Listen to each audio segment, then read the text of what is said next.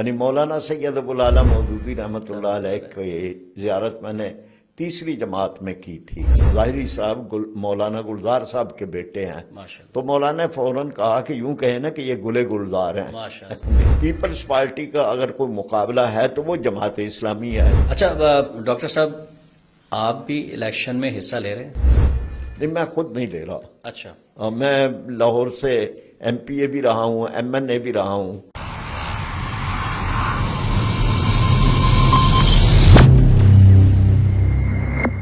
بسم اللہ الرحمن الرحیم، رب اشرح لی صدری ویسر لی امری واحلل عقدۃ من لسانی یفقہوا قولی۔ السلام علیکم ناظرین، میں ہوں احتشام الرحمان اور آپ دیکھ رہے ہیں یوتھ اسٹوڈیو پوڈ کاسٹ۔ ناظرین، سورہ النساء کی ایک آیت کا ترجمہ آپ کے سامنے پیش کرنا چاہوں گا کہ مسلمانوں، اللہ تعالیٰ تمہیں حکم دیتا ہے کہ امانتیں اہل امانت کے سپرد کر دو، اور جب لوگوں کے درمیان فیصلہ کرو تو عدل کے ساتھ کرو۔ اللہ تم کو نہایت عمدہ نصیحت کرتا ہے اور یقیناً اللہ سب کچھ سنتا اور دیکھتا ہے۔ پھر سورہ حج کی آیت کا ترجمہ ہے کہ یہ وہ لوگ ہیں جنہیں اگر ہم زمین میں اقتدار بخشیں تو وہ نماز قائم کریں گے، زکوٰۃ دیں گے، معروف کا حکم دیں گے اور منکر سے منع کریں گے، اور تمام معاملات کا انجام کار اللہ کے ہی ہاتھ میں ہے۔ ناظرین، ایسی ہی ایک ایسی شخصیت جو ملک کے اندر اسلامی نظام کے لیے جد و جہد کر رہی ہے، جو ملک میں اللہ کی زمین پر اللہ کا نظام نافذ کرنا چاہتے ہیں۔ 1950 میں وہ پیدا ہوتے ہیں سرگودا میں۔ ان کے والد محترم مولانا گلزار احمد مظاہری صاحب ملک کے مایہ ناز خطیب، مجلس شورا جماعت اسلامی کے رکن، جمعیت اتحاد علماء پاکستان کے مرکزی صدر رہتے ہیں، علماء اکیڈمی پاکستان میں قائم کرتے ہیں، اور پھر بچپن سے ہی ان کو دینی ماحول ملا اور انہوں نے تعلیم کے اندر اپنا نہ صرف نام بنایا بلکہ دینی تعلیم کے اندر جو ہے وہ اپنا لوہا منوایا ہے، اور پی ایچ ڈی کی ڈگری انہوں نے حاصل کی۔ پھر 1975 میں پنجاب یونیورسٹی سے انہوں نے LLB بھی کیا، 1976 میں علوم اسلامیہ میں پہلے MA کیا، اور پھر جامعہ پنجاب سے جو PhD کی وہ سید ابو العالی مودودی رحمت اللہ علیہ کی جو سیاسی زندگی ہے جو اس کے اوپر انہوں نے مقالہ لکھا اور انہیں PhD کی ڈگری سے نوازا گیا۔ پھر وہ 1990 سے 93 تک رکن پنجاب اسمبلی بھی رہتے ہیں، اور 2002 سے 2007 تک قومی اسمبلی کے رکن بھی رہتے ہیں۔ اور پاکستان کے اندر جو تحریک چلی ہے، بہت ساری تحریک ناظرین چلی، جس میں تحریک ختم نبوت، تحریک نظام مصطفیٰ، اس کے علاوہ تحریک تحفظ ناموس رسالت ہو، یا ایوب صاحب اور بھٹو کی آمریتوں کے خلاف تحریک ہوں، ان میں وہ پیش رہے۔ پھر 2002 میں مجلس عمل میں شمولیت بھی اختیار کی، 5 سفر نامے لکھ چکے ہیں، دیگر بہت ساری کتابیں انہوں نے تصنیف کی ہیں۔ یقیناً آپ پہچان گئے ہوں گے کہ میں جس عظیم شخصیت کا ذکر کر رہا ہوں، جو ملک کے اندر اللہ کی زمین پر اللہ کا نظام لانا چاہتے ہیں، جد و جہد کر رہے ہیں، وہ نائب امیر جماعت اسلامی پاکستان ڈاکٹر فرید احمد پراچا صاحب ہیں۔ ڈاکٹر صاحب السلام علیکم۔ جی وعلیکم السلام۔ کیسے مزاج ہیں؟ الحمدللہ، خیریت سے ہیں؟ اللہ کا کرم۔ کچھ ہمیں اپنے بچپن کے حوالے سے بھی بتا دیجیے، کچھ تعارف تو میں نے آپ کا کرا دیا، لیکن بچپن کیسا گزرا؟ الحمدللہ بڑا اچھا جی، اللہ کا شکر ہے۔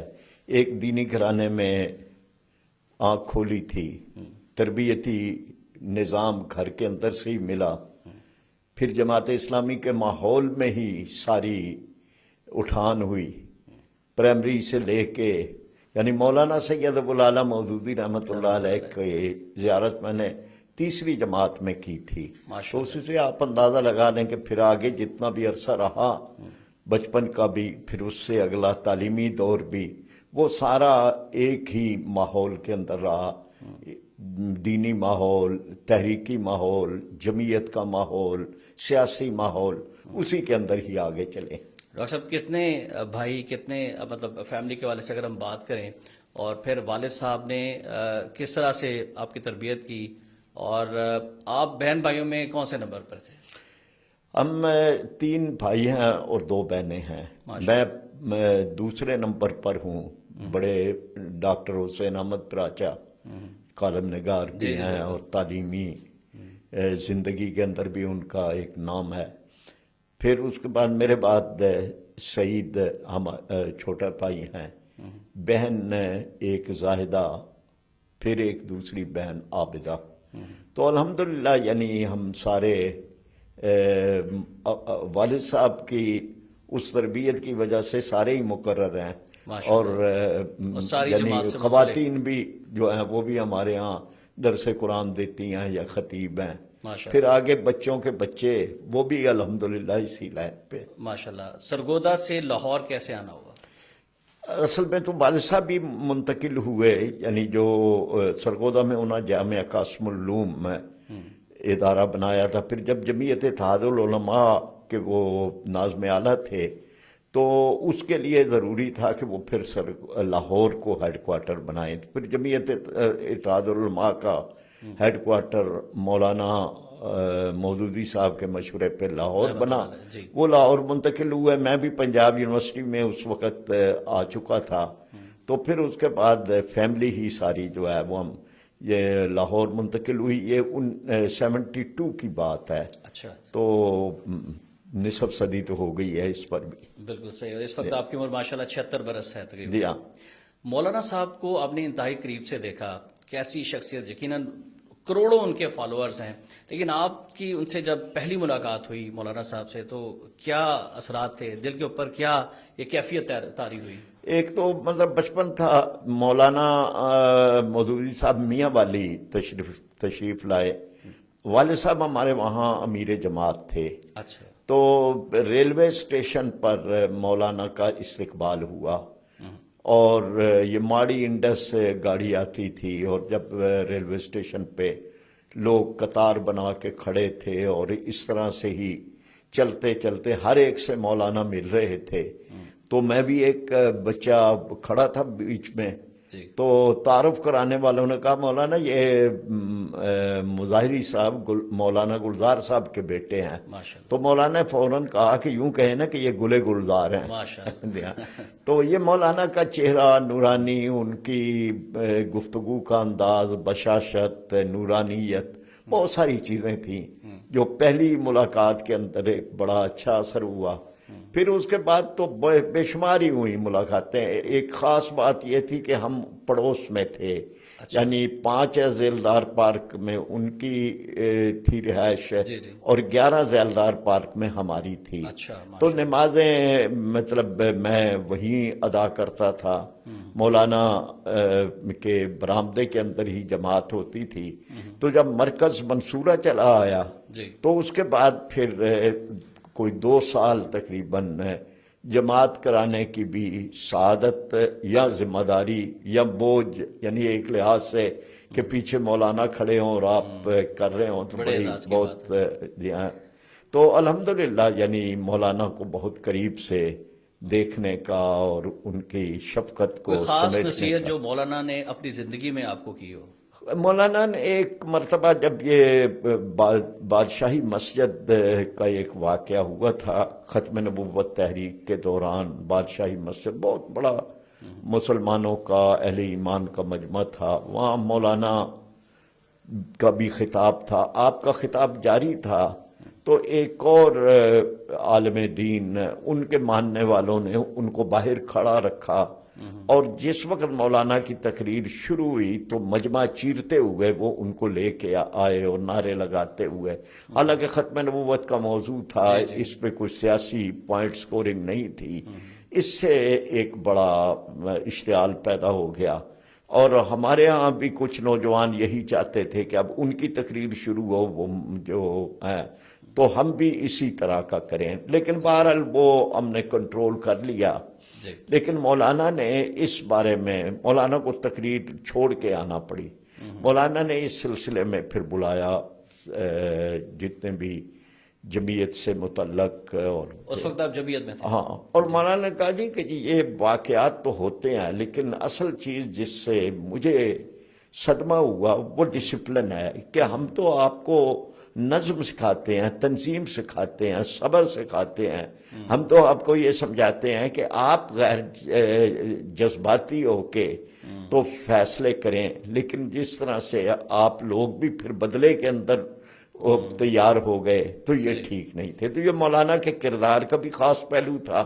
اور جو نصیحت کے اعتبار سے آپ نے بات کی تو مولانا کی یہی نصیحت تھی کہ ہر حال کے اندر اپنے دامن کو صبر کے ساتھ، استقامت کے ساتھ اس کو مد نظر رکھیں اور کبھی لبریز نہ ہونے دیں. ایگزیکٹلی. پھر مولانا صاحب کی شخصیت پہ ہی آپ نے اپنے پی ایچ ڈی کی، مقالہ لکھا اس والے سے بتائیے گا کہ یہ کیسے ذہن میں آیا؟ یہ موضوع تو ہے مولانا مودودی، سید مودودی کے سیاسی افکار، سیاسی اخبار جی عصری افکار کے تناظر میں، جی یعنی مولانا کی سیاسی زندگی تو آ جاتی ہے اس میں، لیکن بنیادی طور پر سیاسی افکار ہیں۔ یعنی آپ نے ایک ریاست کا تصور کیسے دیا، آپ نے شورائیت کا تصور کیسے دیا، یہ اسلام ہی ہے۔ یعنی مولانا نے تو صرف چیزیں ہمارے سامنے ایک تشریح کی ہے یا مرتب شکل کے اندر دے دیا کہ یہ ہے اسلام، مکمل ضابطہ حیات ہے۔ تو اس سلسلے میں جو کچھ میں نے کام کیا وہ اس بارے میں ہی تھا کہ مولانا اور پھر ڈیموکریسی کا تصور، پھر جو جدید دور کے، پھر قدیم ادوار کے اندر جتنے بھی مسلم مفکرین تھے ان کے افکار اور مولانا مودودی کا، تو یہ موضوع تھا پی ایچ ڈی۔ مولانا کی جو سیاسی افکار ہیں، ابھی انتخابات کی آمد ہے اور آپ ماشاءاللہ منشور کمیٹی کے بھی رکن بھی ہیں، صدر بھی ہیں ماشاءاللہ، اس کے علاوہ جو انتخابی کمیٹی ہے اس کو بھی آپ لیڈ کر رہے ہیں، تو بتائیے گا کہ مولانا کا جو ویژن تھا، جو پولیٹکس کے حوالے سے جماعت اسلامی ان انتخابات میں اس کو کس طرح سے لے کر چل رہی ہے؟ لیکن مولانا نے بہت، یعنی یہ بہت بڑی بات تھی کہ ایک ایسے سیاسی مفکر تھے کہ جنہوں نے سیاست میں اصول اور نظریہ اور کردار اس کو بنیادی اہمیت دی، اور اس لحاظ سے 1970 کا الیکشن مولانا اس وقت امیر جماعت تھے، انہوں نے خود اس کی قیادت کی، اس انتخاب کی۔ جماعت اسلامی بھرپور طریقے سے اس نے حصہ لیا، مولانا نے دورے کیے، مغربی پاکستان بھی، مشرقی پاکستان بھی، اور اس لحاظ سے ایک بہت امید افزا صورتحال پیدا ہو گئی، اور یوں لگتا تھا کہ جیسے پیپلز پارٹی کا اگر کوئی مقابلہ ہے تو وہ جماعت اسلامی ہے۔ تو یہ بہت بڑی بات تھی کہ جماعت اسلامی ایک اس درجے پہ آ گئی۔ بعض یعنی انٹیلیجنس کے ڈائریکٹرز وغیرہ کے یہ انٹرویو آئے بھی ہیں بعد میں کہ چونکہ ایک یوں لگ رہا تھا کہ جیسے جماعت اسلامی برسر اقتدار آ جائے گی، اس لیے خطرے کی گھنٹیاں کئی جگہ بج گئیں، اور اس کے لحاظ سے یہ عمدن کوشش کی گئی کہ جماعت اسلامی کو اس طرح سے کامیابیاں نہ لینے دی جائیں۔ لیکن جیسے آپ نے کہا کہ مولانا کی سیاسی جدوجہد تو وہ بڑی ہے، جیلوں میں رہے اور سزائے موت تک ان کو سنائی گئی، اور جو کچھ ان کا کردار 1963 میں جلسہ عام، اجتماع عام تھا، اور میں اس میں بھی شامل تھا، یہ 8ویں جماعت میں، 8ویں نہیں بلکہ 6ٹھی جماعت یا 7ویں میں تھا، تو اس وقت جو تھا یہ بہت بڑا کردار تھا کہ سامنے گولیاں چل رہی ہیں اور لوگ بھیجے گئے ہیں بدماش، اور اس کے بعد سٹیج پہ کھڑے لوگ کہتے ہیں مولانا آپ بیٹھ جائیں، آپ نشانہ ہیں، تو مولانا کہتے ہیں کہ اگر آج میں بیٹھ گیا تو کھڑا کون رہے گا؟ یہ ان کا تاریخی جملہ، یہ بڑی تاریخی بات تھی، اور پھر واقعہ یعنی مجمع ذرا سا ڈسٹرب نہیں ہوا، ان کا تو خیال تھا کہ بھگدڑ مچ جائے گی، لوگ دوڑنا شروع ہو جائیں گے، مجمع بکھر جائے گا، لیکن الحمدللہ یعنی ایک بڑے کامل ڈسپلن کا مظاہرہ ہوا۔ حل صرف جماعت اسلامی، یہ سلوگن آپ نے دیا ہے؟ اس لیے مل کے دیا، یعنی ہم سارے مل کے ہی بیٹھے، اور کیا ہو سکتا ہے، تو اسلامی پاکستان، خوشحال پاکستان، ایک یہ کہ حل صرف جماعت اسلامی۔ اس کے پیچھے سوچ کیا تھی؟ اس کے پیچھے سوچ یہ ہے کہ لوگ سب کچھ کر چکے ہیں تجربے، یعنی کوئی چیز حل نہیں ہوئی، قرضے بڑھ گئے، غربتیں بڑھ گئیں، افلاس بڑھ گیا، کرپشن بڑھ گئی، بدامنی بڑھ گئی، یعنی لوگوں کو یہ احساس دلانا ہے کہ آپ نے کتنا اور تجربہ کرنا ہے۔ 3 دفعہ تو آپ موقع دے چکے ہیں پارٹیوں کو، آپ نے اس ملک کے اندر یعنی بیوروکریسی کو بھی موقع ملا، ملٹری کو بھی موقع ملا، پھر اس کے بعد یہ کہ نئی پارٹی، پرانی پارٹی، یعنی کوئی تجربہ رہ نہیں گیا سوائے جماعت اسلامی کے، تو ہم یہ کہتے ہیں کہ بھئی حل آپ کے مسائل کا صرف جماعت اسلامی کے پاس، صحیح۔ اور جماعت اسلامی جب کہتی ہے کہ حل جماعت اسلامی، تو اس کا مطلب یہ ہے کہ الاسلام هو الحل، اسلام ہی اصل میں حل ہے، اسلامی نظام کے نفاذ کے لیے بالکل اسی میں ہی ہر مسئلے کا حل ہے۔ جب خالق کا دیا ہوا نظام ہے بے شک۔ تو مخلوق کے لیے اس سے بہتر اور کیا چیز ہو سکتی ہے؟ پہلی مرتبہ ترازو کے انتخابی نشان پر جماعت اسلامی پاکستان میں اپنے جو کینڈیڈیٹس ہیں ان کو اتار چکی ہے، کچھ بتائیے گا۔ آپ ماشاءاللہ انتخابی کمیٹی کے بھی سربراہ ہیں، کتنے امیدوار ہیں قومی اسمبلی کے، کتنے صوبائی اسمبلی پر آپ نے میدان میں اتارے ہیں، اور اس کے لیے طریقہ کار کیا اڈاپٹ کیا گیا کہ ہمارے یہ امیدوار ہونے چاہیے؟ اچھا، یہ نشان ہمارے پاس 1970 میں بھی تھا، ترازو۔ یعنی یہ ترازو کا ہی نشان 1970 میں بھی ہم نے اسی نشان پہ لڑا تھا، پھر 2013 کا الیکشن بھی ہم نے لڑا، اور پھر اب 2018 کا۔ تو یہ نشان جو ہے یہ جماعت اسلامی کا نشان ہے، اور یہ جماعت اسلامی کا نشان خود عدل کا نشان ہے، یعنی ہماری عدالتوں کے اوپر بھی یہی نشان جو ہے وہ لگا ہوا ہوتا ہے۔ اچھا، قطع کلام کی عبادت، کچھ ہمارے یقیناً دوست جاننا چاہیں گے کہ ترازو کا ہی انتخابی نشان کیوں سلیکٹ کیا گیا تھا، اور یہ کس نے سلیکٹ کیا تھا؟ قاضی حسین احمد صاحب نے، سید منور حسن صاحب نے، سراج الحق صاحب نے، یا آپ؟ مولانا مودودی رحمۃ اللہ علیہ نے یہ نشان جو ہے یہ مولانا نے پسند کیا تھا، ماشاءاللہ۔ یعنی یہ جب نشانات کی فہرست سامنے آئی کہ یہ نشانات ہو سکتے ہیں، تو بالکل مولانا نے فوری طور پر کہا کہ ہم تو پھر ترازو کے اوپر لڑیں گے، اس لیے کہ جماعت اسلامی اسی نظام کو لانا چاہتی ہے، اور میزان کا لفظ قرآن پاک کے اندر بھی ہے، اور قرآن تو یہ اس نظام کو لانا چاہتی ہے۔ تو اس لحاظ سے ہم یعنی جو سامنے لے کے آ رہے ہیں کہ ترازو کے نشان کے اوپر لڑیں۔ آپ نے پوچھا کہ کتنے کینڈیڈیٹ ہیں؟ جی جی، پاکستان کی کل قومی اسمبلی کی سیٹیں 266 ہیں، ہم 239 سیٹوں پر الیکشن میں حصہ لے رہے ہیں، آلموسٹ اباؤٹ 85%، 85% سے بھی کچھ زیادہ۔ کچھ زیادہ۔ اچھا، اور اسی طرح سے ہم صوبائی اسمبلیوں کی تمام صوبوں کی 593 سیٹیں ہیں، ہم 531 سیٹوں پر انتخاب میں حصہ لے رہے ہیں، ماشاءاللہ۔ اور یہ میکسیمم حصہ ہے۔ کوئی جماعت اور بھی یعنی جو بڑی جماعتیں شمار ہوتی ہیں وہ بھی اتنا حصہ نہیں لے رہی جتنا ہم لے رہے ہیں۔ اور میرے خیال میں جتنی جماعت کی ہسٹری ہے، اگر پریویس الیکشنز کو دیکھا جائے تو اس سے بھی ایک اپنے ریکارڈ بریک اپنا ہی کر دیا ہے، اس حوالے سے بھی۔ ہم نے جب یہ فیصلہ کیا نا 2018 میں ہماری شورا نے کہ ہم اپنے جھنڈے، اپنے نشان، اپنی قیادت، اپنے منشور پر انتخاب میں حصہ لیں گے، تو اس کا لازمی تقاضا یہ تھا کہ جب ہم نے اتحاد نہیں کرنا تو پھر ہم ہر سیٹ پہ کھڑے ہوں، ہم دیکھیں کہ جی ہمیں لوگ کس حد تک کرتے ہیں ہمارے اوپر اعتماد، خاص طور پر جب کہ ہم متناسب نمائندگی کا مطالبہ کرتے ہیں، اور متناسب نمائندگی کا مطلب یہ ہے کہ کسی بھی پارٹی کی پورے ملک کے اندر کتنی ووٹ سٹرینگتھ ہے، ووٹنگ سٹرینگتھ ہے، تو اس کے لیے بھی پھر یہ ضروری تھا کہ ہم ہر سیٹ کے اوپر کھڑا کریں۔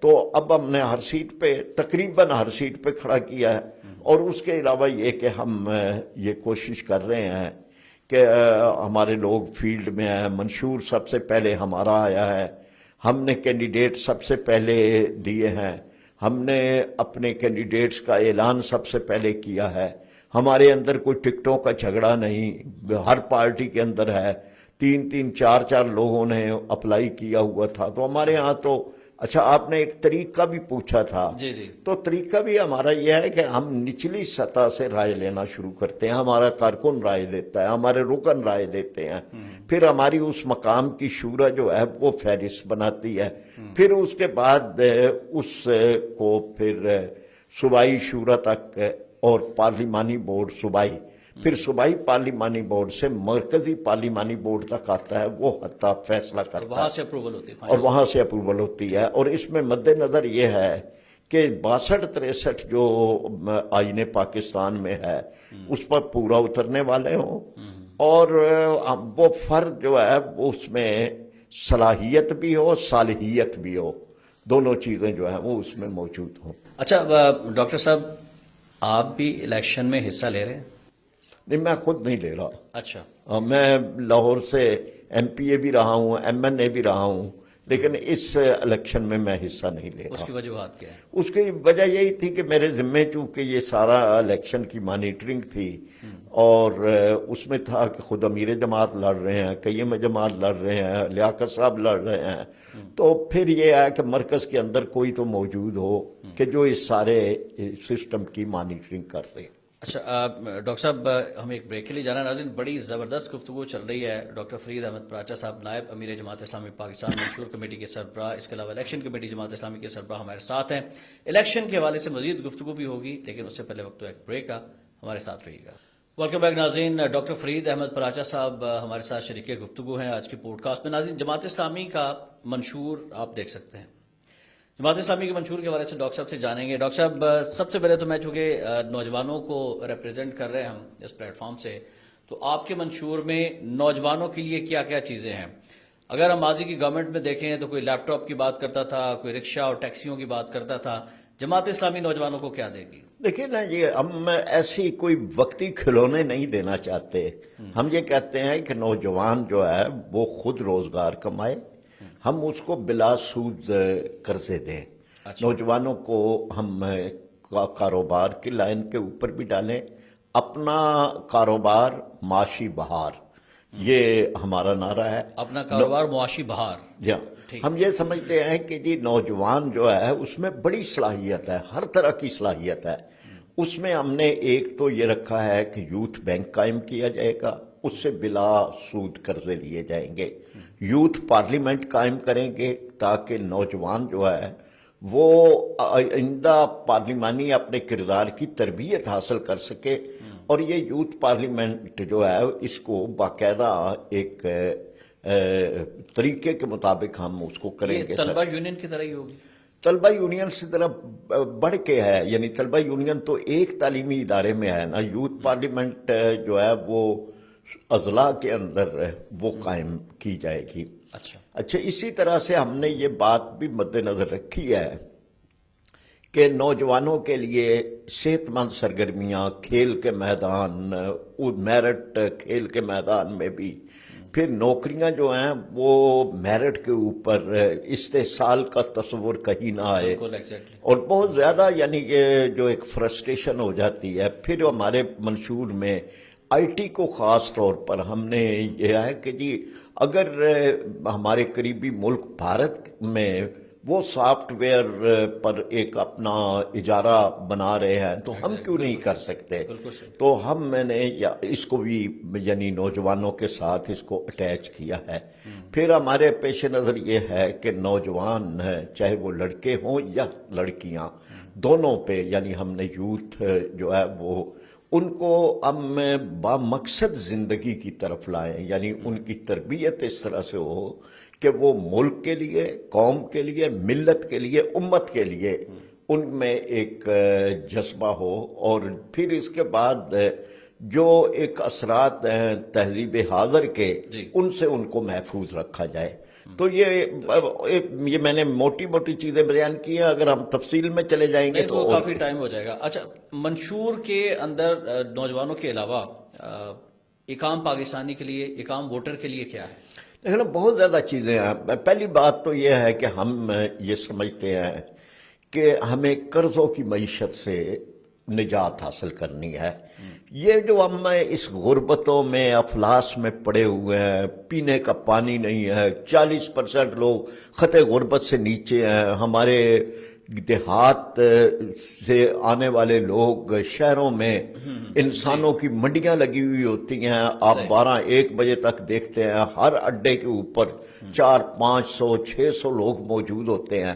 ہم نے یہ رکھا ہے کہ جی ایک تو جاگیرداری نظام ختم کریں گے, سودی معیشت ختم کریں گے, غیر ملکی قرضوں پہ انحصار ختم کریں گے, کرپشن ختم کریں گے. یعنی بدترین چیز ہے کہ ہم ان ظالموں کے لیے قرضے لے رہے ہیں کہ جنہوں نے ملک کو لوٹا ہے. 90,000 گاڑیاں ہیں وفاق کے پاس ہے, ان میں وہ گاڑیاں بھی ہیں کہ جو 1 لیٹر کے اندر 3 کلومیٹر چلتی ہیں, بڑی گاڑیاں ہیں. اور ان کے لیے پیٹرول میں دے رہا ہوں, آپ دے رہے ہیں, کیوں دے رہے ہیں؟ ان کے لیے ہمارا امپورٹ بل بڑھ گیا ہے.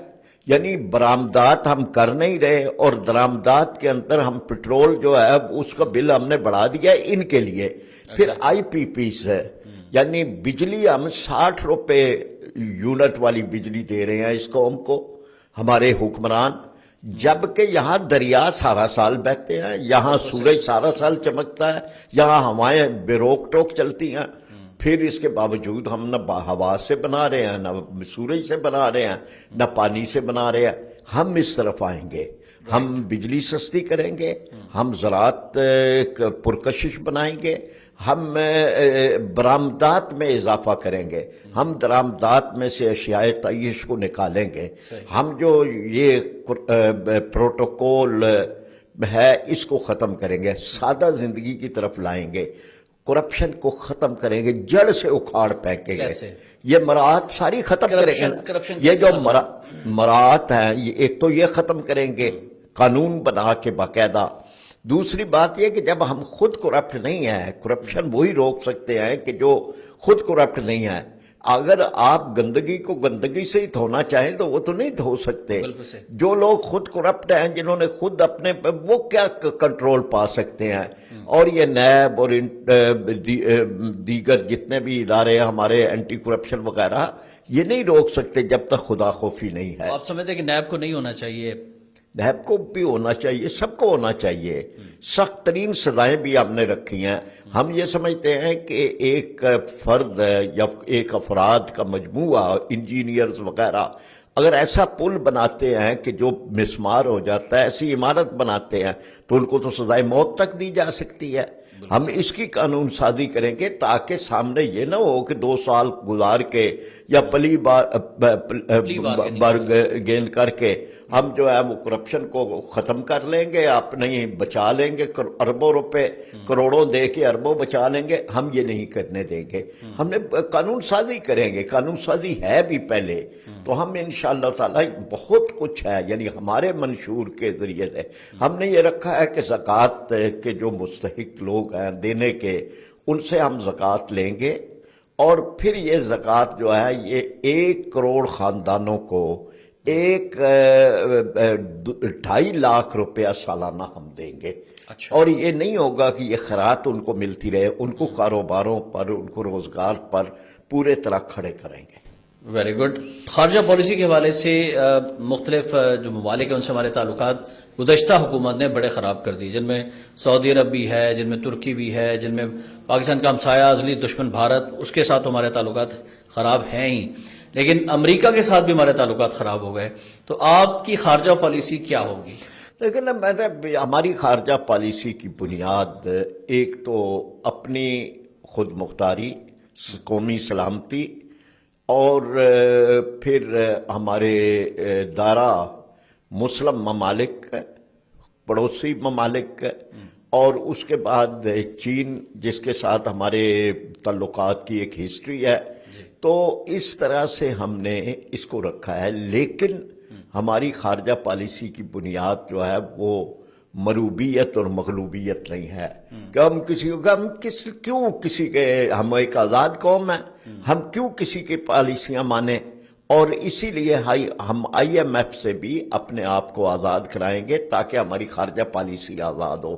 پھر ہماری خارجہ پالیسی کی اہم بنیاد کشمیر کی آزادی، فلسطین کی آزادی، یہ ہماری خارجہ پالیسی کی اہم ترین بنیادیں ہیں. اسی کے ارد گرد جو ہے وہ ہماری سارا خارجہ پالیسی کا جو بنیاد ہے وہ اس کے مطابق ہوگی. ڈاکٹر صاحب، IMF سے ابھی تک ہم نجات کیوں نہیں حاصل کر پا رہے؟ مطلب یہ نا کہ IMF سے نجات حاصل نہ کرنے کی بنیادی وجہ یہ ہے کہ ہم نے زر مبادلہ کے لیے ذخائر کے لیے اپنی اسکیمیں کوئی نہیں کی. ہم جب موقع آتا ہے تو ہم سود کی جو قسطیں دینی ہیں ان کے لیے پھر قرض لیتے ہیں. تو ہم یہ سمجھتے ہیں کہ اگر ہم اپنی برآمدات پہ توجہ دیتے ہیں، ہم نے ایک یہ بھی اسکیم رکھی اپنے منشور میں کہ سرکاری کمرشل اراضی، آپ دیکھیں سرگودا میں، فیصل آباد میں، لاہور میں، डिप्टी कमिश्नरों और कमिश्नरों की 200 कनाल की कोठियां हैं अंग्रेज के दौर की, बिल्कुल ऐसे। और वो ऐसी कमर्शियल जगह पे है जहां मुरब्बा फुट के एतबार से बिकती है। तो हम ज़र मुबादला की शर्त पर बैरून मुल्क पाकिस्तानियों को वो जगह बेचेंगे। उसके नतीजे के अंदर हम कमर्शियल प्लाजे बनाने का एक बेहतरीन निज़ाम और उसके ज़रिए से हम ज़र मुबादला के ज़खायर के अंदर इजाफा करेंगे। सही। और इसी तरह की और चीज़ें हमने ये रखी हैं, यानी उसमें, ताकि हम एक तरफ अखराजात बचाएं, दूसरी तरफ अपना सरमाया बढ़ाएं। डॉक्टर साहब, माजी में बेनज़ीर इनकम सपोर्ट प्रोग्राम जैसी स्कीमें आती रहीं, क्या इस तरह की कोई स्कीम आप भी लॉन्च करेंगे? इससे डिफरेंट होगी और ख़वातीन खासतौर पर पाकिस्तान की मईशत में रीढ़ की हड्डी की हैसियत रखते हैं, उनके हवाले से आपका नुक्ता नज़र क्या है? अच्छा, मतलब वो जो है ना जी कि 1,000 रुपया महाना देना, और वो भी खैरात के तौर पे, और उन चीज़ों में से हमने उसी के लिए वो रखा है कि ज़कात के ज़रिए से 2.5 लाख रुपया एक ख़ानदान को एक साल का, उसके ज़रिए से उनको उठाना, उनको कारोबार करवाना, वो पेश नज़र है। तो जो ख़वातीन के लिए है कॉटेज इंडस्ट्री, घर के अंदर सनत दुनिया भर में हो रही है, और हम उसके लिए बिलासूद कर्जे देंगे। घरों के अंदर वो इंडस्ट्री वगैरह होगी जो हम एक्सपोर्ट कर सकते हैं। तो इसको हमने रखा है, यानी औरत जो है वो ताना नहीं है कि जो वो अगर करे कोई काम कारोबार करे तो वो कर सकती है, और लेकिन ये कि उसकी जो हदूद हैं उनको मद्देनजर रखें। माजी में पाकिस्तान को एशियन टाइगर बनाने के दावे किए गए, लेकिन ऐसा हो नहीं सका, और फिर ये कहा जाता रहा कि जी मुझे मौका नहीं दिया गया, मुझे निकाल दिया गया। पाकिस्तान के जो सरमायादार हैं वो भी निकल गए, वो बांग्लादेश चले गए, और बांग्लादेश की इंडस्ट्री जो है वो टॉप पे चलेगी। पाकिस्तान में फैसलाबाद की इंडस्ट्री का बेड़ा गर्क हो गया। सनतकारों, ताजरों को क्या पैगाम देना चाहेंगे? बिल्कुल, हम ये समझते हैं जी कि जी बहुत सारी चीज़ें हमने इस तरह से कर दी हैं कि लोगों के लिए कारोबार करना मुश्किल बन गया है। इतने जो हैं वो ब्यूरोक्रेट बीच में, इतने मुख्तलिफ ज़ाब्ते, यानी कारोबार को आसान बनाया जाए, एतमाद किया जाए, और जहाँ पे टैक्स की छूट देने की ज़रूरत है वो दी जाए। मसलन हम कहते हैं कि सोलर पैनल पाकिस्तान में बनाएं, तो सोलर पैनल कोई ऐसी एटमी राज नहीं है, एक आम चीज़ है, तो वो हम क्यों नहीं बना सकते? उसके लिए हम 10 साल टैक्स हॉलीडे देंगे। अच्छा। और इसी तरह से बाकी चीज़ों में भी हमारी तरफ से, यानी एक ताजर पर एतमाद, उसको टैक्स के निज़ाम के अंदर करप्शन से जो जिसकी वजह से उससे बचाते हुए, उस पर एतमाद करते हुए टैक्स का निज़ाम हम बढ़ाएंगे, ताकि यह है कि लोगों में एतमाद पैदा हो, खुश दिली के साथ टैक्स दें, और उनको जहाँ जहाँ टैक्स हॉलीडे की ज़रूरत है वो भी देंगे। तो ये बहरहाल एक तफसीली बात है, लेकिन हम इंशाअल्लाह ताला इसको। अच्छा, हमारे एक तबका जो है वो फिल्म इंडस्ट्री से, ड्रामा इंडस्ट्री से वाबस्ता है, और जमात इस्लामी का जब नाम आता है तो वो थोड़े से घबरा भी जाता है कि पता नहीं अगर जमात इस्लामी की गवर्नमेंट आ गई तो बड़ी पाबंदियां लग जाएंगी मीडिया के ऊपर, या फिल्म इंडस्ट्री के ऊपर, ड्रामा इंडस्ट्री के ऊपर। तो इस हवाले से कोई पॉलिसी आपकी क्या है, मंशूर के अंदर क्या है, क्या पैगाम देना चाहते हैं इस तबके को? देखना, हमने मजदूरों, किसानों, सबको, एक तो मजदूर का दायरा हमने वसी किया है। खेत में काम करने वाला भी मजदूर है जो किसी शुमार में नहीं आ रहा, कान कनी करने वाला बेचारा जो अपनी जान पे खेल जाता है वो भी मजदूर है, माहीगीर भी मजदूर हैं। ये सारी चीज़ों को हमने उसमें लाया है। हम ये कहते हैं कि जी ये जो फैक्ट्रियों के अंदर है कि जी आप बगैर रजिस्ट्रेशन के स्टाफ रखें और जब चाहे निकाल दें, डेली वेजेस वगैरह हम सबको मुस्तकिल करेंगे। उसके साथ उनकी जो ज़रूरियात हैं, तालीम है, सेहत है, इलाज है, बच्ची की शादी है, इस सब के लिए हम जो है लेबर कार्ड देंगे, ताकि ये उस लेबर कार्ड पर वो मजदूर जो है वो मुख्तलिफ किस्म की सहूलतें ले सके कि जो उसका राइट बनता है। यानी हमने अपने मंशूर में लिखा है कि हर वो चीज़ देंगे कि जो मोहम्मद रसूलुल्लाह सल्लल्लाहु अलैहि वसल्लम ने एक मजदूर के लिए आपने इरशाद फरमाया। आपके फरमूदात के ऊपर हमारी पॉलिसी जो है وہ بنے گی اور اس کو ہم نے اس میں دیا۔ اچھا، ماشاءاللہ زبردست منشور ہے آپ کا، تقریباً سارے ہی طبقات کو جو ہے وہ آپ وہ کر رہے ہیں، اس میں فیسلیٹ بھی کر رہے ہیں اور ان کے حوالے سے آپ سوچ بھی رہے ہیں۔ اب ذرا آ جائیں انتخابی مارکے کی طرف۔ اکثر یہ ہے کہ آپ کے جہاں جہاں پہ کینڈیڈیٹ ہیں وہاں پہ کمپٹیشن بڑا سخت ہے، تو جماعت اسلامی کی مین لیڈرشپ نے انتخابی جو کونسل ہے آپ کی، اس نے کوئی مائنڈ میں رکھا ہے کہ اتنی سیٹیں ہم جیت جائیں گے اور انتخابات میں ہمیں اتنی نشستیں مل جائیں گی؟ پہلی بات تو یہ ہے کہ جب ہم انتخاب کے مارکے میں ہیں تو ہم اس عزم کے ساتھ آئیں گے ہم ساری ہی سیٹیں جیتیں گے۔ میں کیوں آپ کو محدود کر کے کہوں کہ ہم اتنی سیٹیں جیتیں گے؟ دوسری بات یہ کہ ہم نے فوکس کیا ہے ووٹ پر۔ ہم یہ کہتے ہیں کہ ہم اس الیکشن کے اندر 50 لاکھ ووٹ لیں گے انشاءاللہ۔ 50 لاکھ ووٹ کا ہدف، 50 لاکھ ووٹ کا ہمارا ہدف ہے۔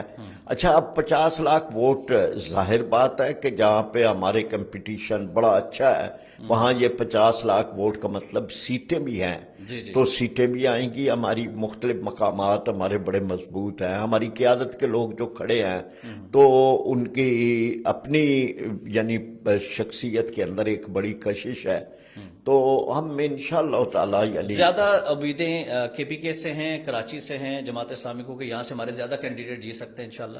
جی ٹھیک ہے، یعنی کراچی بھی ہے، کے پی کے بھی ہے، اس کے علاوہ پنجاب کے بھی مختلف علاقوں میں، خود لاہور ہے، خود راول پنڈی ہے، فیصل آباد ہے، وہاں بھی ہم مد نظر رکھا ہوا ہے ہم نے کہ ہماری سیٹیں انشاءاللہ تعالی آئیں گی۔ تو ڈاکٹر صاحب، آپ سمجھتے ہیں کہ انتخابات جو ہیں فری اینڈ فیئر ہونے جا رہے ہیں اور آپ کو پوری یقین ہے کہ جی ایسا ہی ہوگا، کوئی آر ٹی ایس نہیں بیٹھے گا اس مرتبہ، کوئی جو ہے وہ کسی کی مداخلت نہیں ہوگی انشاءاللہ؟ وہ جو اقبال نے کہا نا یہ کہ طریقے کوہکن میں بھی وہی ہیلے ہیں پرویزی، تو جو کل ہمارے الیکشن چل رہے ہیں 2018 میں جو ہوا تھا وہ بھی اب ہو رہا ہے۔ الیکشن سے پہلے ایک ہوتا ہے 50-60 ایم این ایز، وہ یعنی شطرنج کے مہروں کی طرح کبھی ادھر سے اٹھا کے ادھر رکھ دیے جاتے ہیں، اگلے الیکشن میں ادھر سے اٹھا کے ادھر رکھ دیے جاتے ہیں، ان کی بنیاد پر ایک سیاست آگے بڑھتی ہے، تو وہ تو ہو چکا ہے وہ۔ لیکن ہم پھر بھی آگے یعنی ہم مایوس ہوئے بغیر انتخاب میں حصہ لیتے ہیں۔ ہم لوگوں کو اس طرف نہیں لانا چاہتے کہ بے بسی ہے، کچھ بھی نہیں، ہم جو کرنا ہے اب کسی نے کرنا ہے، نہیں، ہم یہ کہتے ہیں کہ جو کرنا ہے ووٹر نے کرنا ہے، ووٹر کو مضبوط ہونا چاہیے، ووٹر کو ووٹ دینا چاہیے، ووٹر کو ووٹ دینے آنا چاہیے، ووٹر کو صحیح ووٹ دینا چاہیے۔ یعنی جس طرح سے حکومتوں کا الیکشن کمیشن کا امتحان ہے، اسی طرح ووٹر کا بھی امتحان ہے۔ بالکل آپ نے درست فرمایا، لیکن ایک عام تاثر ووٹر کے اندر جماعت اسلامی کے حوالے سے یہ پایا جاتا ہے کہ جماعت اسلامی نے تو جیتنا نہیں ہے، تو ہم اپنا ووٹ جماعت کو دے کر ضائع کیوں کریں، اس لیے کسی اور سیاسی جماعت کو دے دیا جائے جن کے پاس وننگ ہارسز ہیں اور وہ اسمبلیوں میں آئیں گے، انہی کی حکومت بننی ہے۔ ایک عام تاثر ہے۔ یہ جب بھی ہم ووٹ مانگنے جاتے تھے نا جی تو لوگوں سے پوچھتے تھے کہ بھئی ہمارے اندر کوئی خامی نہیں جی، آپ تو سب سے بہترین ہیں، کرپشن نہیں ہے، بڑے اچھے ہیں، ہمارے کام آتے ہیں، کوئی سیلاب، زلزلہ، کرونا تو جماعت اسلامی ہمارے کام آتی ہے، تو پھر ہم ووٹ دیں گے؟ نہیں جی، وہ تو مشکل ہے، اس لیے کہ تو جتنا کوئی نہیں۔ تو ہمارے اوپر واحد جو ہمارے اوپر اعتراض ہے کہ تو جتنا کوئی نہیں، تو ہم کہتے ہیں بھائی آپ تو جیت جائیں، ووٹر بھی تو جیتنا چاہیے۔ ووٹر اگر صحیح جگہ ووٹ دیتا ہے تو وہ تو جیت گیا، اس کو تو آگے اس کی ضرورت ہی نہیں ہے کہ اس کا کینڈیڈیٹ جیتے، ووٹر خود جیت گیا، اس کو تو اللہ کے حضور میں یہ کہتا ہوں کہ یہ جو مہر ہے یہ بھی ترازو ہے۔ اور قرآن کی آیت آپ نے مشہور میں لکھی ہے، اور جب وہ موٹر کے ہاتھ میں یہ ترازو پکڑایا جاتا ہے مہر کا، اور اللہ دیکھ رہے ہیں کہ بھئی دنیا میں تم کہتے ہو کہ انصاف نہیں ہوتا، تم تو انصاف کرو، ایک ووٹر کو بھی تو انصاف کرنا چاہیے۔ تو یہ بہرحال اب یہ مرحلہ ہے، انشاءاللہ تعالی اللہ تعالیٰ مطلب آپ کا میسیج یہ ہے کہ ووٹ ایک امانت ہے اور اس کو صحیح لوگوں کو دینا چاہیے۔ بالکل صحیح ہے، یعنی اس پہ تو پوچھا جائے گا۔ ایک قرآن کی آیت کہ ظہر الفساد فی البر والبحر بما کسبت ایدی الناس، خشکی اور تری میں جو فساد پھیلا ہوا ہے لوگوں کے ہاتھوں، اپنے ہاتھوں کی کمائی ہے. اپنے ہاتھوں کی کمائی کی کئی تشریح ہو سکتی ہیں، لیکن آج تو اپنے ہاتھوں کی کمائی وہ مہر ہے جو اپنے ہاتھ سے لے کر لوگ لگاتے ہیں اور اپنے پیارے بھیڑیے، اپنے پیارے اژدہا چنتے ہیں. تو بہرحال یہ لوگوں کے اپنے ہاتھوں کی ڈاکٹر کمائی. صاحب وقت کی کمی ہے، آخر میں میسج کیا دینا چاہیں گے پوری پاکستانی قوم کو، جس میں یوتھ بھی ہے، خواتین بھی ہے، جماعت اسلامی کے حوالے سے کیا پیغام ہے، انتخابات کے حوالے سے آپ کا کیا پیغام؟ اب میں یہ مطلب سمجھتے ہیں کہ ووٹر کے پاس ایک دن آتا ہے، حکمرانوں کے پاس 5 سال آتے ہیں. وہ 5 سال اپنے پورے استعمال کرتے ہیں، کرپشنیں کرتے ہیں، خزانے بڑھاتے ہیں، اپنے بینک بیلنس بڑھاتے ہیں، اپنے لوگوں کو نوازتے ہیں. ووٹر کے پاس ایک دن آتا ہے، وہ بھی ضائع کر دیتا ہے. تو ووٹر کو وہ دن ضائع نہیں کرنا چاہیے. اس کا یہ دن پھر 5 سال بعد آئے گا تو وہ اپنے ایک دن کے لیے کیوں نہیں محتاط ہوتا کہ یہ دن بھی پھر انہی ظالموں کے حق میں کیوں استعمال اور کرتا ہے. بریانی کی پلیٹ پہ ووٹ نہیں دینا چاہیے. جی مطلب کسی بھی قیمت پہ. اس کے لیے تو اگر لاکھوں بھی ملیں تو وہ بھی انسان کو نہیں لینے چاہیے، اس لیے کہ یہ تو آگے جا کے حساب ہونا ہے کہ جو کرپشن، بدعنوانیاں، ظلم اور زیادتی وہ آدمی کرے گا جس کو آپ نے ووٹ دیا ہے تو آپ بھی اس میں شریک ہیں اس کے جرائم. جی ڈاکٹر صاحب بہت شکریہ آپ کے قیمتی وقت کا، اور بڑا اہم میسج آپ نے دیا ہے اس پلیٹ فارم سے. ناظرین، میسج یہی ہے کہ آئندہ عام انتخابات میں اپنے ووٹ کو ایک امانت کے طور پر آپ نے استعمال کرنا ہے، اور یہ امانت جو ہے یہ چوروں، ڈاکوؤں، لٹیروں، زانیوں، شرابیوں، بھتہ خوروں، دہشت گردوں کو نہیں آپ نے دینا ہے، ملک دشمنوں کو نہیں دینا ہے، اور ریاست پاکستان کے دشمنوں کو ووٹ نہیں دینا ہے، بلکہ آپ نے ایماندار 62-63 پر پورا اترنے والے، صوت و سلام کے پابند، نماز روزے کے پابند، اور اللہ اور اللہ کے رسول صلی اللہ علیہ وسلم کی محبت اور خوف دل میں رکھنے والے، اور اسلامی نظام کا عملی طور پر جو نفاذ ہے اس کے لیے جد و جہد کرنے والے لوگوں کو آپ نے ووٹ دینا ہے. اور یہ ووٹ ایک امانت ہے، جس طرح سے قرآن کی آیت بھی ہے، اور اس کے بارے میں روز قیامت آپ سے پوچھا بھی جائے گا. اس لیے اپنے ووٹ کا صحیح استعمال کریں. آج کے اس یوتھ اسٹوڈیو پوڈ کاسٹ سے فی الوقت اتنا ہی. احتشام الرحمان کو اجازت دیجیے گا. اللہ حافظ.